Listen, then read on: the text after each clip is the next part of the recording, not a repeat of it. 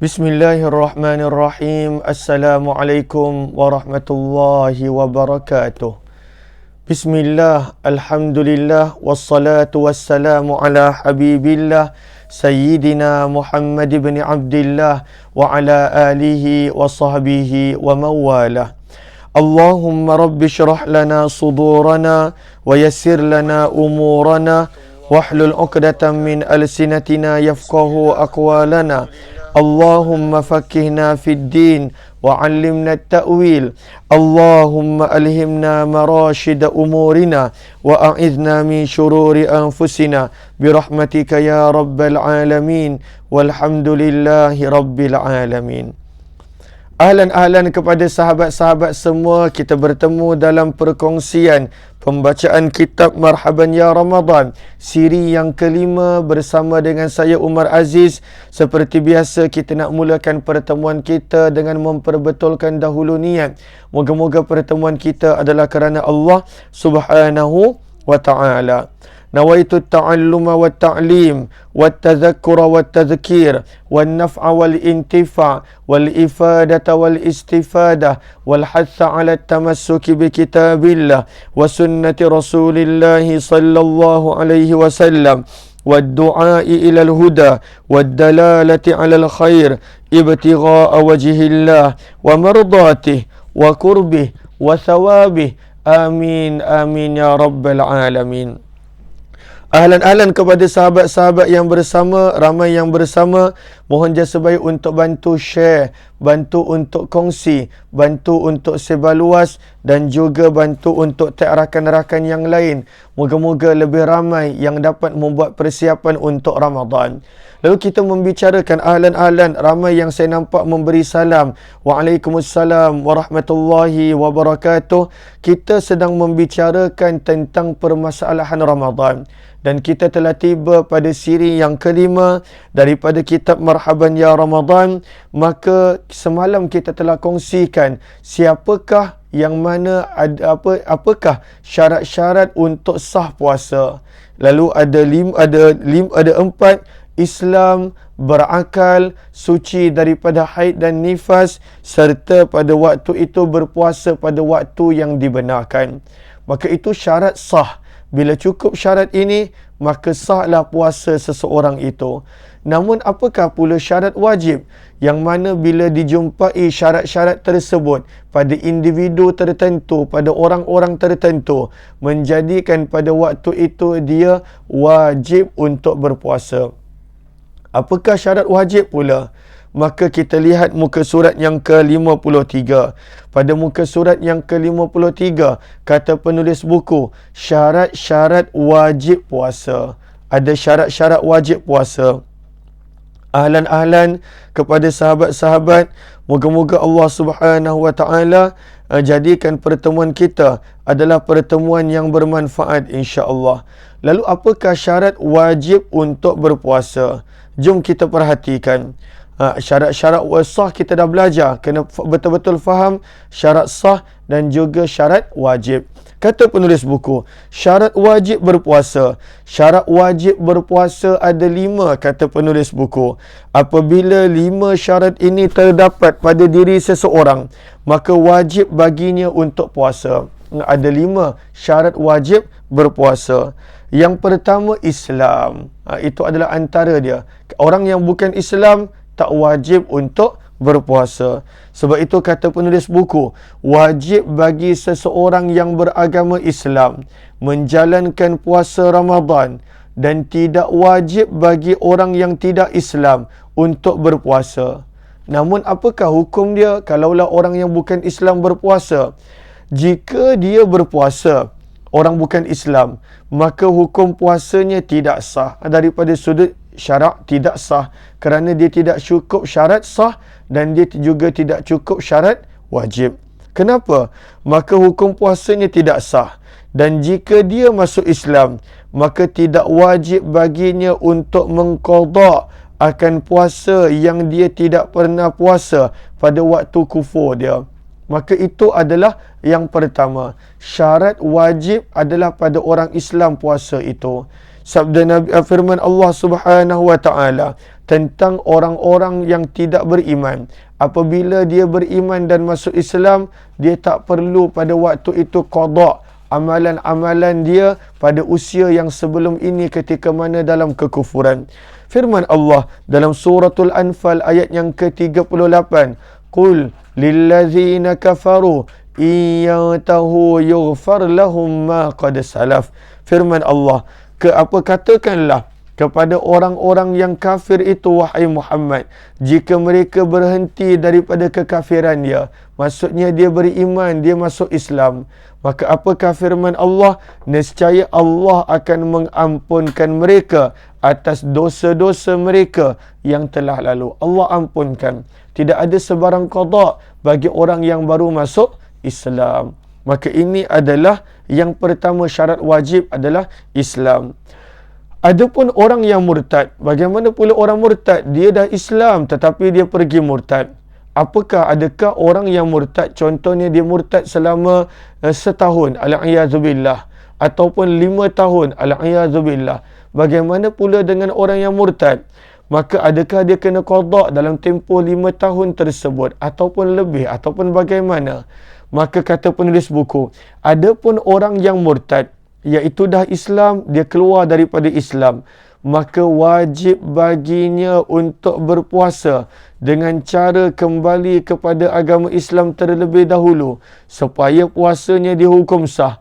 Kemudian barulah menjalankan ibadah puasa, dan wajib baginya untuk dia qada puasa yang dia telah tinggalkan pada masa murtad dia.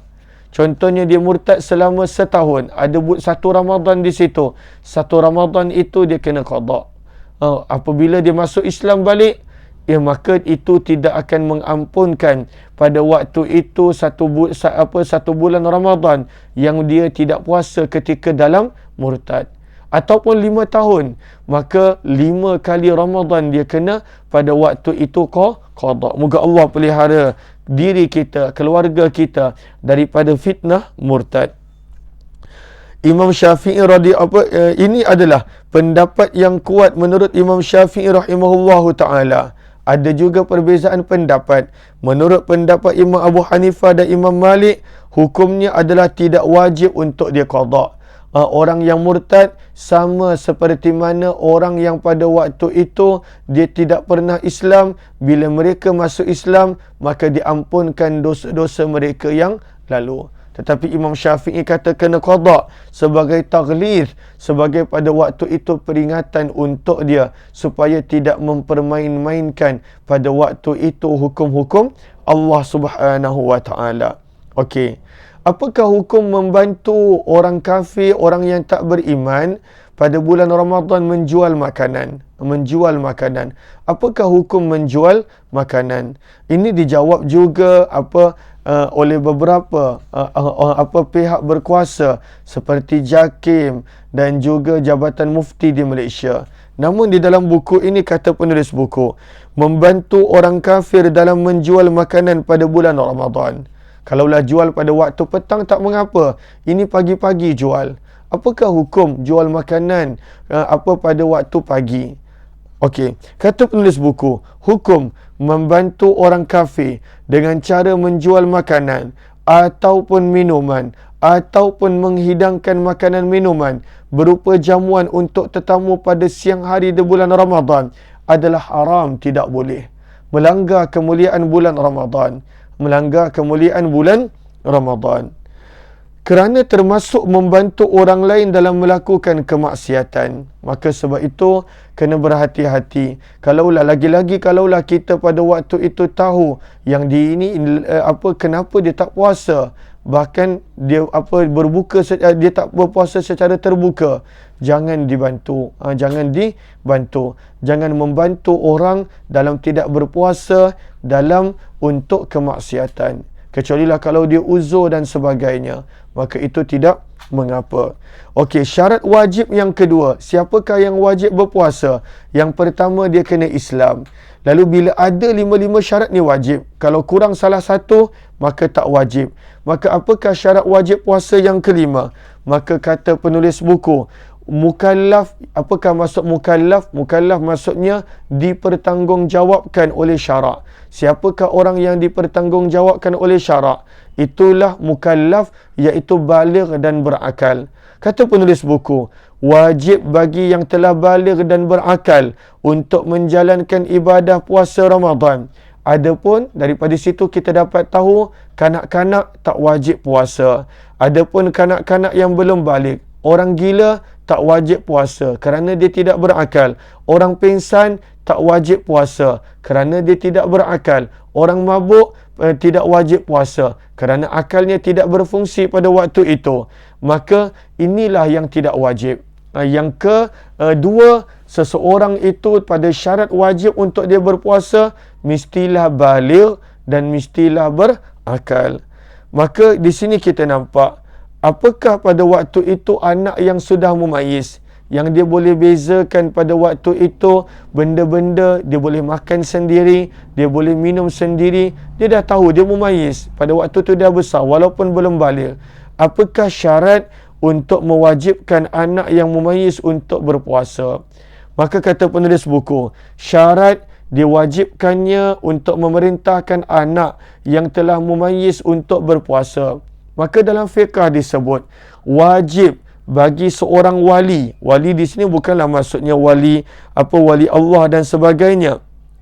Wali di sini maksudnya penjaga kepada anak tadi. Penjaga kepada anak tadi. Maka kata penulis buku, wajib bagi seorang penjaga, ibu dia, ayah dia, penjaga dia, untuk memerintahkan anaknya yang telah mumayyiz walaupun belum baligh. Kerana takkanlah bila dah baligh baru nak suruh dia puasa, padahal dia tak pernah puasa. Susah, berat. Mana ada orang yang tak pernah buat sesuatu tiba-tiba dia boleh terus buat dalam keadaan sempurna. Maka sebab itu anak-anak yang dah mumayyiz, maka pada waktu itu suruh mereka untuk puasa, didik mereka untuk puasa. Maka sebab itulah kat sini siapa yang wajib? Wajib untuk wali. Dia bimbing, dia pujuk, dia tunjuk ajar anak dia. Sebab itu kata penulis buku, wajib, Allahumma salli ala Sayyidina Muhammad, wajib bagi seorang wali, ibu dia, ayah dia, penjaga dia, untuk memerintahkan anaknya yang telah mumayyiz. Selalunya para ulama berkata mumayyiz ni lebih kurang usia 7 tahun. Dia dah boleh makan sendiri, istinja sendiri, buang air sendiri. Dia dah cukup besar. Dia dah boleh semuanya sendiri. Agar berpuasa di bulan Ramadan dengan 2 syarat. Ada 2 syarat. Untuk waktu itu wali kena suruh anak dia berpuasa. Yang pertama, jika anak itu telah berumur 7 tahun ke atas. Selalunya dah mumayyiz 7 tahun ke atas. Yang kedua, jika anak itu memiliki kemampuan untuk berpuasa. Bila dia memiliki kemampuan untuk berpuasa, maka pada waktu itu wajib bagi wali perintahkan anak dia untuk berpuasa. Anak tu 7 tahun ke atas, dan pada waktu itu anak itu adalah memiliki kemampuan. Bagaimana kalau dia tak nak puasa juga? Dia tak nak puasa, tak nak puasa. Sampailah usia 10 tahun. 7 tahun tak nak puasa, bagi lagi galakan. 8 tahun tak nak puasa, bagi lagi galakan. Kemudian 9 tahun tak nak puasa, bagi lagi galakan. 7, 8, 9. Dah 3 tahun bagi dia galakan. Suruh dia puasa. Maka kata penulis buku, jika anak tersebut telah berumur 10 tahun dan memiliki kemampuan untuk berpuasa, akan tetapi tak nak puasa, maka wajib bagi walinya untuk memukul dalam mendidik dia.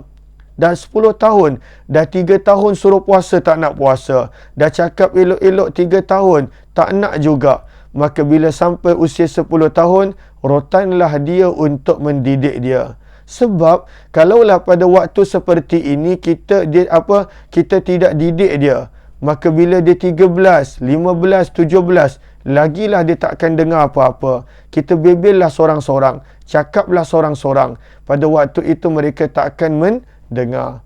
Maka inilah waktu dia bila dah cakap selama 3 tahun. Sama juga macam solat.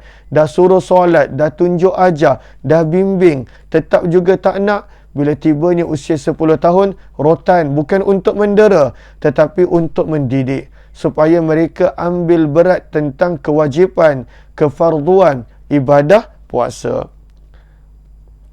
Okey, syarat yang ketiga untuk wajib puasa. Apakah syarat yang ketiga? Mestilah mukallaf. Mestilah mampu, minta maaf. Yang pertama tadi Islam, yang kedua adalah mukallaf, dan yang ketiga mampu berpuasa. Dia mesti mampu. Kalaulah tak mampu, maka tak wajib. Contohnya kerana dia sakit, contohnya memang badan dia tak larat, maka tak wajib. Dia mestilah mampu untuk berpuasa. Maka kata penulis buku, wajib bagi seseorang yang memiliki kemampuan berpuasa untuk menjalankan puasa Ramadan. Lain halnya kalaulah dia tak mampu. Apakah maksud tak mampu? Kita akan pergi detail. Maka tidak wajib bagi orang yang tak mampu untuk berpuasa. Apakah sebab-sebab yang seseorang itu dikira tidak mampu? Kata penulis buku, sebab-sebab yang boleh menjadikan seorang itu tidak mampu ada dua. Yang pertama, dia tidak mampu daripada sudut fizik dia ataupun badan dia. Badannya memang dah tak larat. Badan dia memang dah tak mampu untuk berpuasa. Sebagai contoh, kata penulis buku, jika dia telah berusia dan sangat tua dan tidak mampu berpuasa, maka hukumnya adalah dia tak wajib puasa. Wajib pun tidak. Lalu bila dia tak wajib puasa, contohnya badan dia memang dah tak larat. Memang dah tua sangat. Contohnya usia dia dah 150 tahun, 140 tahun, ataupun kurang daripada itu. Cuma badan dia memang tak boleh untuk puasa. Dan bukanlah suka-suka. Pada waktu itu doktor sahkan orang macam ni memang tak boleh puasa. Dan dia pun tak boleh untuk puasa. Maka orang yang benar-benar tak mampu, badannya tak boleh puasa, tak wajib dia berpuasa. Dan untuk setiap hari yang dia tak puasa, pada waktu itu dia kena bayar 1 mud, lebih kurang 750 gram beras. Dia kena bayar. Untuk setiap hari puasa yang ditinggalkan, kemudian dibahagikan kepada fakir miskin. Orang yang macam ni ada qada ke tak? Nak qada apa? Puasa pun dah tak boleh, maka tak ada qada. Orang seperti ini yang dah sangat tua, maka pada waktu itu dia tidak ada qada. Ada juga orang yang tak mampu berpuasa kerana syariat yang tetapkan daripada sudut hukum. Badan dia boleh, tetapi syariat tak benarkan. Siapakah orang yang tak boleh puasa kerana syariat tak benarkan? Ada juga orang yang tidak mampu puasa daripada sudut hukum kerana syariat yang melarangnya untuk berpuasa. Sebagai contoh, kita dah belajar wanita haid dan nifas. Memang kalaulah dia puasa sekalipun, puasa dia tak sah. Kerana kita dah belajar dalam syarat-syarat sah puasa, mestilah suci daripada haid dan nifas. Lalu wanita yang haid dan nifas, dia daripada sudut badan dia boleh puasa, tapi daripada sudut syarak dia tak mampu puasa, tak boleh. Maka wajib baginya untuk berpuasa di bulan Ramadan, dan juga pada wajib baginya untuk tak payah puasa, minta maaf, untuk jangan puasa pada bulan Ramadan, dan dia kena qada pada bulan lain. Ini beza. Yang pertama tadi, dia memang tak mampu daripada sudut fizikal, tak ada qada bagi dia. Dan waktu tu dia kena bayar 750 gram beras bagi setiap hari yang dia tak puasa. Ada pula untuk yang tidak mampu daripada sudut syarak, maka pada waktu itu dia kena qada bila kemudian hari, dan tak ada sebarang bayaran fidyah yang dia perlu untuk bayar. Maka ini yang ketiga. Yang keempat adalah sihat. Yang kelima adalah mukim. Apakah sihat? InsyaAllah ini kita akan sambung kejap lagi. Untuk makluman sahabat-sahabat, jam 9 nanti saya akan tetap membaca marhaban ya Rabb. Jam 10 minta maaf.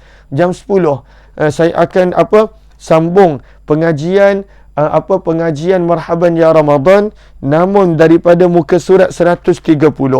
Muka surat 130. Beberapa faedah dalam bab berpuasa. Kerana kita dah tak lama nak Ramadan, lalu kita nak gunakan sebanyak mungkin untuk kita pelajari. Lalu jam 9 nanti ada sambung, jam 10 minta asyik tersasul je. Jam 10 nanti ada sambungan.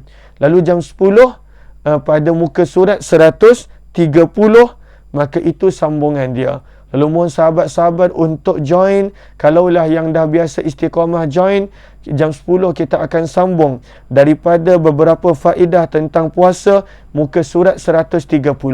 Nanti bila tiba pada bab ini, kita tak ulang balik dah. Kita akan skip dan pergi sampai mana kita sempat baca pada hari ini. Lalu insya-Allah esok kita akan sambung muka yang sihat, dan juga yang kelima adalah mukim. Moga-moga bermanfaat. Kita jumpa sebentar lagi jam 10 pagi. Wabillahi taufiq wal hidayah. Assalamualaikum warahmatullahi wabarakatuh. Kepada sahabat yang kali pertama join dan nak ada buku untuk rujukan dan nak membuat pembelian, boleh tekan link yang ada di ruang komen. Moga-moga bermanfaat. Terima kasih semua.